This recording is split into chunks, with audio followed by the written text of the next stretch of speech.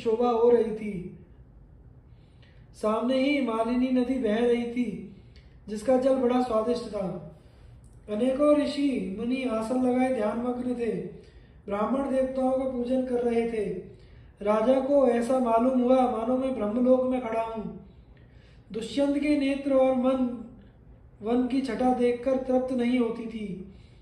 इस प्रकार राजा दुष्यंत ने सब देखते सुनते काश्यप गोत्रीय कण्व ऋषि के एकांत और मनोहर आश्रम में मंत्री और पुरोहितों के साथ प्रवेश किया।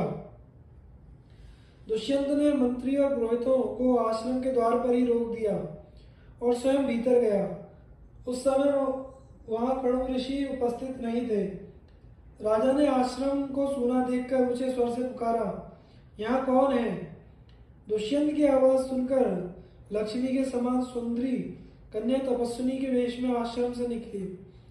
उसने राजा दुष्यंत को देखकर सम्मान पूर्वक कहा, स्वागत है। फिर उसने आसन पाते और अर्धे के द्वारा राजा का आतिथ्य करके उनसे स्वागत और कुशल के संबंध में प्रश्न किया। स्वागत सत्कार के बाद उस तपस्विनी कन्या ने तनिक मुस्कुराकर पूछा, मैं आपकी क्या सेवा करूं? राजा दुष्यंत ने सर्वांग सुंदरी एवं मधुर भाषणी कन्या की ओर देखकर कहा, मैं परम भाग्यशाली महर्षि कण्व के दर्शन करने आया हूँ। वे इस समय कहाँ हैं? कृपया करके बतलाइए। शकुंतला ने कहा, मेरे पूजनीय पिताजी फल फूल लाने के लिए आश्रम से बाहर गए हैं। आप घड़ी दो घड़ी उनकी प्रतीक्षा कीजिए, तब उनसे मिल सकेंगे।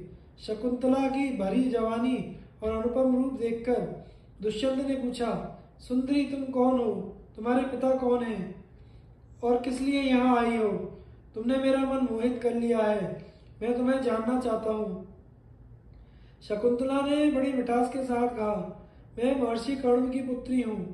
राजा ने कहा, कल्याणी, विश्व वंदे महर्षि कण्व तो अखंड ब्रह्मचारी हैं। धर्म अपने स्थान से विचलित हो सकता है, परंतु वे नहीं। ऐसी दशा में तुम उनकी पुत्री कैसे हो सकती हो? शकुंतला ने कहा, राजन, एक ऋषि के पूछने पर मेरे पूजनीय पिता कण्व ने मेरे जन्म की कहानी सुनाई थी।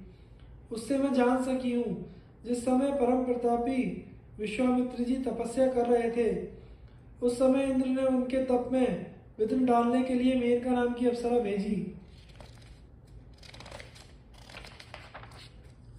उसी के संयोग से मेरा जन्म हुआ।